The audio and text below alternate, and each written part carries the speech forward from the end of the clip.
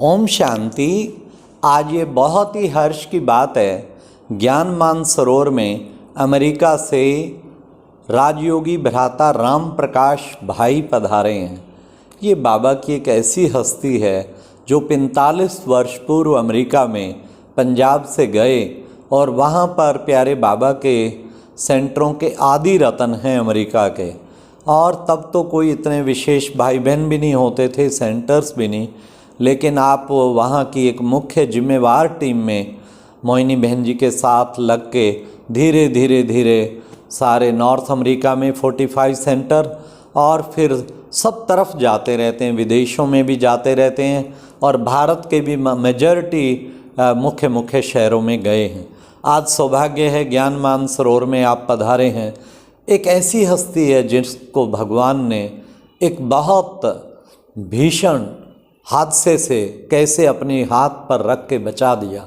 World trade centre आप सबने सुना होगा, वहाँ पर भ्राता राम प्रकाश जी वहाँ प्रोजेक्ट मैनेजर थे और 63rd फ्लोर पे आपका ऑफिस होता था।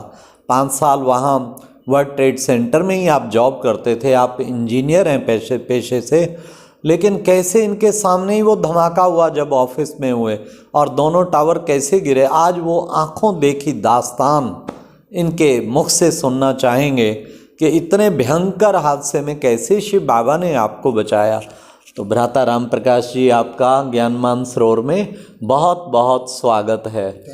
तो राम प्रकाश भाई, मैं पूछना चाहूँगा, आप वो सीन 2001 में मैं समझता हूँ हुआ था वर्ल्ड ट्रेड सेंटर में 9/11 का जो हादसा, उसमें आप उस वक्त क्या कर रहे थे, कौन से फ्लोर थे, किस तरह वो घटना हुई और उसमें कैसे बाबा ने आपको बचाया, वो अनुभव सब सुनना चाहेंगे आदरणीय भ्राता राम प्रकाश। मैं 60 फ्लोर पर था।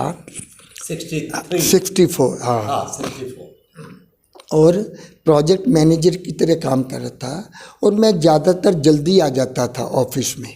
उस दिन भी मैं जल्दी आ गया था, मेरे को मीटिंग में कहीं जाना था और मैं निकल ही रहा था। वास्तव में अचानक मेरे को ख्याल आया, क्योंकि मैं प्रोजेक्ट मैनेजर था तो मैनेज करता था प्रोजेक्ट, कि एक बंदे को मेरे को और को इनवाइट करना है। इस कारण से मैं अंदर खुद आ गया वापस और मैं ईमेल लिख रहा था, तभी एकदम धमाका हुआ वहाँ पे। तो लगा कि जैसे कि बिल्डिंग एकदम हिली, इधर गई तो लगा कि अर्थक्वेक आया है।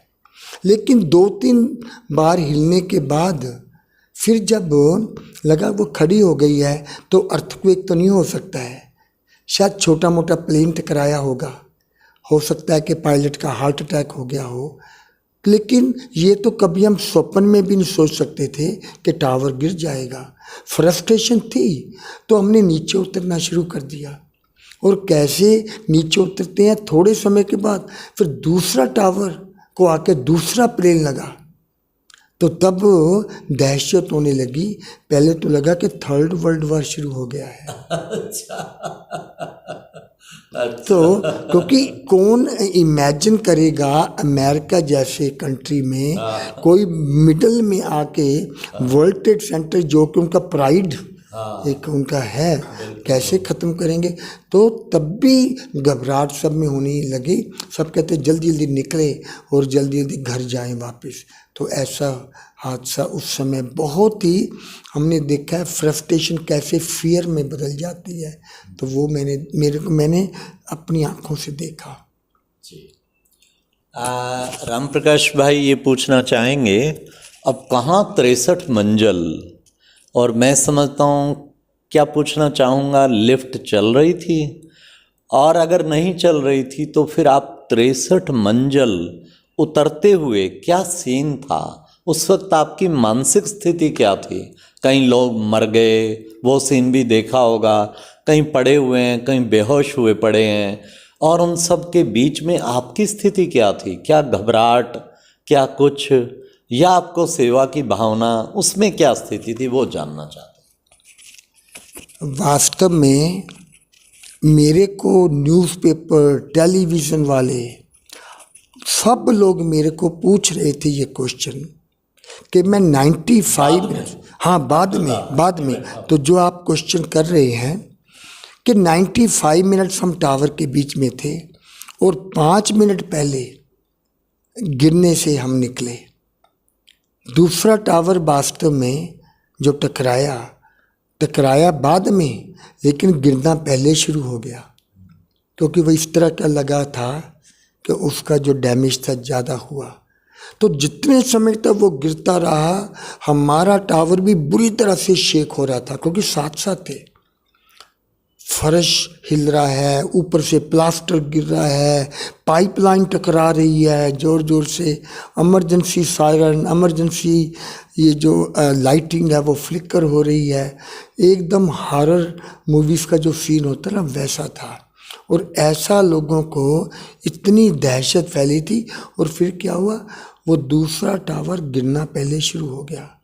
तो जब वो गिरा, उसके बाद जो उसका जो डिब्रीज होती है, जो मलबा होता है, वो जो नीचे गिरा, उसके कारण से हमारी सीढ़ी भी जो हम जिसमें चल रहे थे वो नीचे से ब्लॉक हो गई।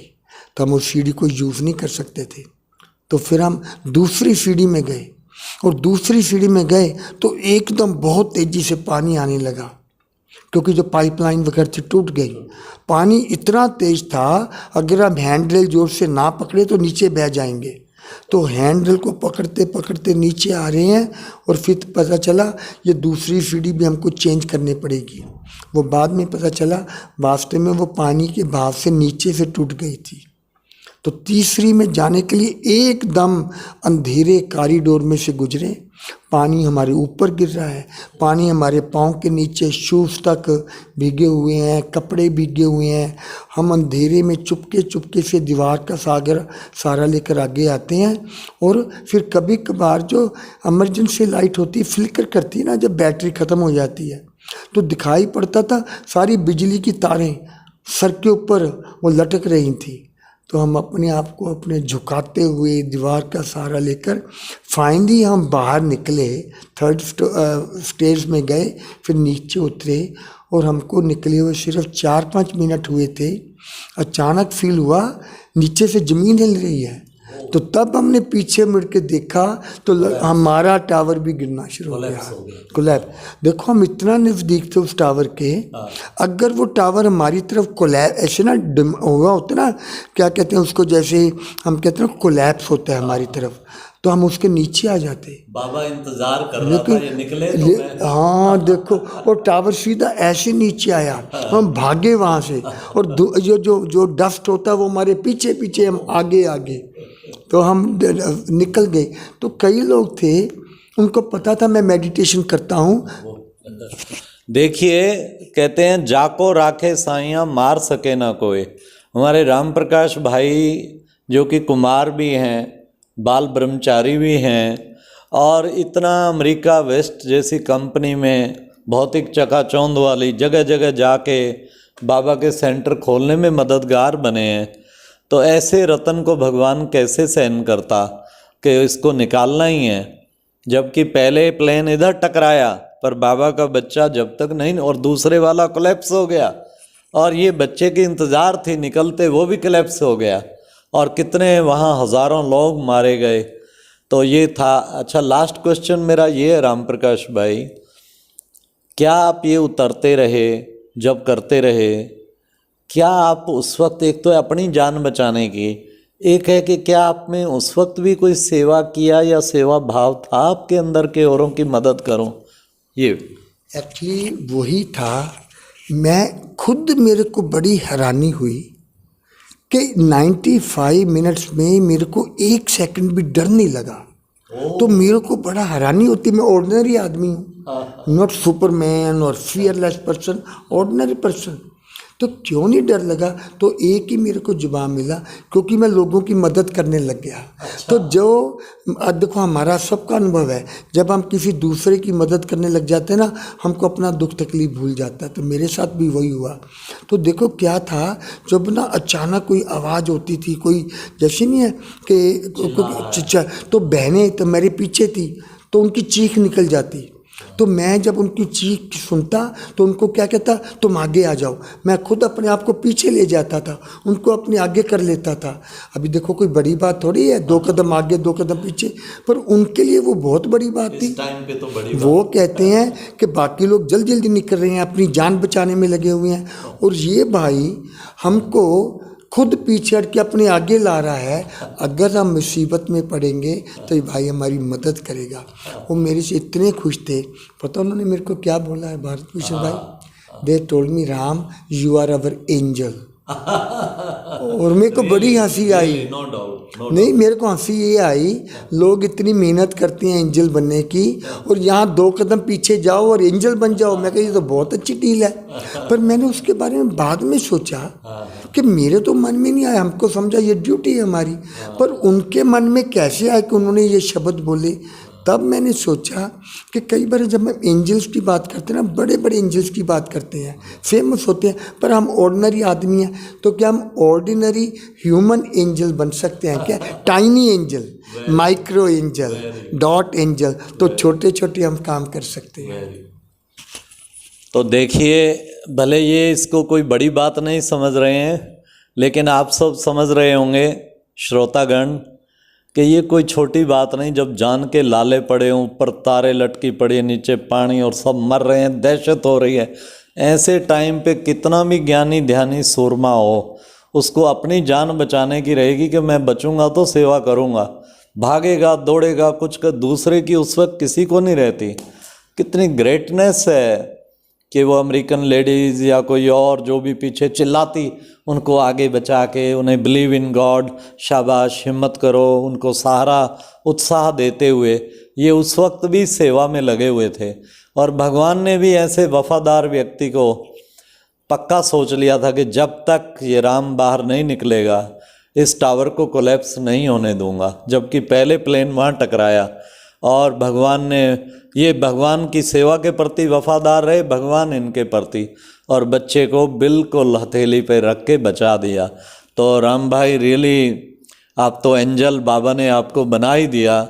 इतना ऊंचा कार्य बाबा का कर रहे हैं, तो सचमुच आप ग्रेट हैं। और भारत में भी और विदेश में भी 3500 प्रोग्राम आप कर चुके हैं सेवाओं के, ये अनुभव भी, और साथ साथ 7 बिलियन एक्ट्स ऑफ गुडनेस, वो भी प्रोग्राम आपने बहुत किए। अच्छा, ओम शांति, धन्यवाद।